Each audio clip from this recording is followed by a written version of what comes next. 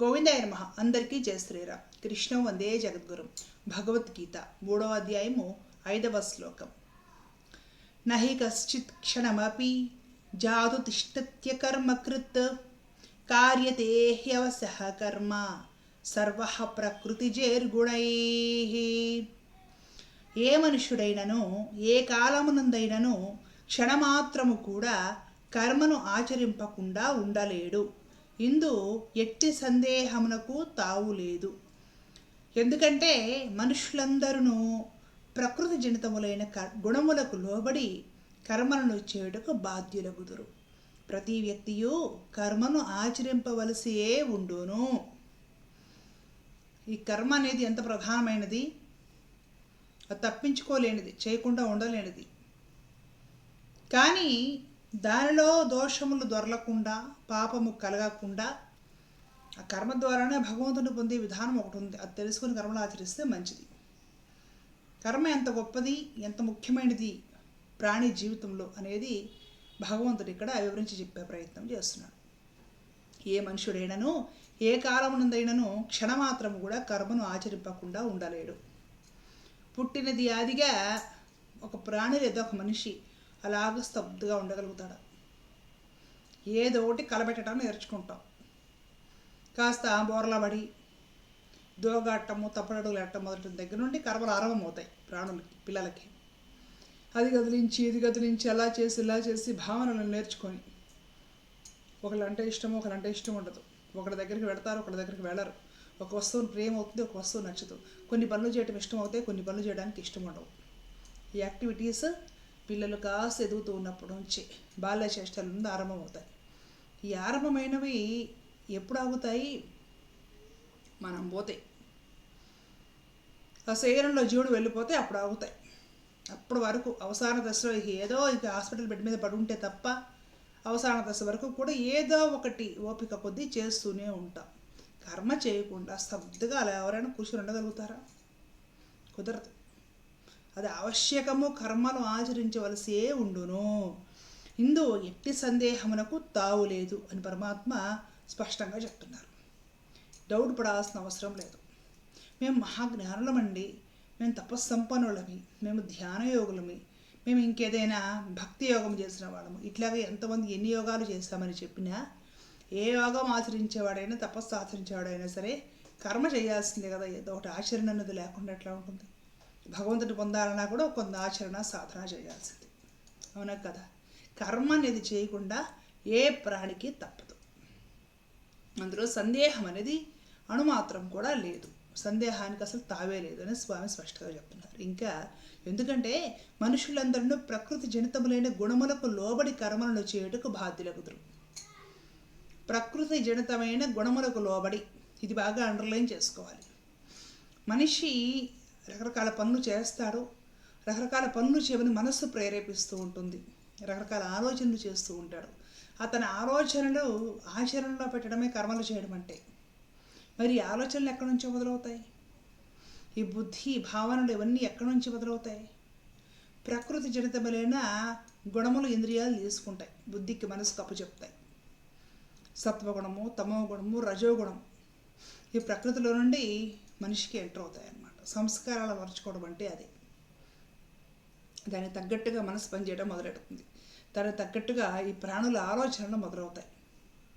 ఆ ఆలోచనలు ఇంప్లిమెంట్ చేసే క్రమము కర్మ చేయడం అంటే, ఆచరించడం అంటే. వాటి తగ్గ ఫలితాలు ఉంటాయి, వాటికి తగ్గ పాపపుణ్యాలు ఉంటాయి, వాటికి తగ్గ దోషాలు ఉంటాయి, ఇవన్నీ ఉంటాయి. కాబట్టి మనిషి ఒక కర్మ చేస్తున్నాడు అంటే ప్రకృతి జనితమైన త్రిగుణాలు, సత్వరజ తమో గుణాలు ఏవైతే ఉంటాయో అవి మనిషి మీద ప్రభావం చూపించి, మనిషి ఆలోచనల మీద ప్రభావం చూపించి, మనసు మీద, బుద్ధి మీద ప్రభావం చూపించి తదనుగుణమైన చేష్టలు లేదా కర్మ లేదా ఆచరణ లేదా యాక్టివిటీస్ చేస్తూ ఉంటాడు, చేస్తూనే ఉంటాడు. ప్రతి వ్యక్తియు కర్మలను ఆచరింపవలసియే ఉండును. ఏమీ చేయకుండా, చేతులు కాళ్ళు కదపకుండా ఎవరో కూర్చోలేరు.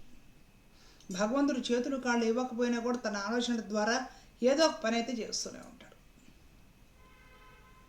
పని చేయకుండా ఎవరికి జరగదు, కర్మ చేయకుండా. యాక్టివిటీ చేయకుండా, ఆచరణ అనేది లేకుండా ఏ ప్రాణికి ఏ మనిషికి సృష్టిలో జరగదు. కారణం త్రిగుణాలకి లోబడి మనస్సు, ఆలోచనలు, భావజాలాలు, సంస్కారాలు ఏర్పడతాయి. తదనుగుణమైన భావజాలము, ఆలోచనల పరంపర, తన అనుగుణమైన కర్మ ప్రతి ఒక్కరు చేసి తీరాల్సిందే. సో ఇక్కడ మనకి స్పష్టంగా తెలుస్తుంది కర్మ అనేది చెయ్యాలి. సర్వసంగ పరిత్యాగులను చెప్పేవాళ్ళు కూడా కర్మలు చేస్తారు. కర్మ సన్యాసం అనేది ఉండదు. కాకపోతే వాళ్ళు ఏంటంటే ఉత్తమ కర్మలు చేస్తారు. సన్యాసాశ్రమంలో ఉన్న వాళ్ళు ఉన్నారు, వాళ్ళు పని చేయాల్సిందే. సర్వం పరిత్యజించాము, సన్యాసాశ్రమంలో ఉన్నాం మేము అన్న వాళ్ళు కూడా కర్మ చేయాలి. వాళ్ళు కార్యక్రమాలు చేస్తారు. వాళ్ళు భగవత్ ప్రీత్యర్థం కర్మలు చేస్తారు. ఆధ్యాత్మిక జీవన వికాసము కోసం కర్మలు చేస్తారు. లోక కళ్యాణం కోసము, సమాజంలో సర్వుల ప్రగతి కోసం సేవాభావంతో కర్మలు చేస్తారు. కర్మ చేయకుండా అయితే ఎవరు ఉండలేరు. ఇంకొకళ్ళు కర్మలు చేస్తారు వారి స్వార్థం కోసం, వాళ్ళు బాగుపడటం కోసము, వాళ్ళకి లాభం కలగడం కోసం, వాళ్ళు సుఖం కలిగించుకోవడం కోసం దానికి కర్మలు చేస్తారు. కొందరు కర్మలు చేస్తారు ఎదుటి వాళ్ళని నాశనం చేయడం కోసం, వాళ్ళ బతుకుని రోడ్డు మీదకి లాగడం కోసం, వాళ్ళ జీవితాలతో ఆడుకోవడం కోసం, వాళ్ళని ఏడిపించుకొని పీక్కొని తినడం కోసం కర్మలు చేస్తారు. ఇంకొందరు కర్మలు చేస్తారు మొత్తం తెలివి తక్కువ పనులు అనమాట.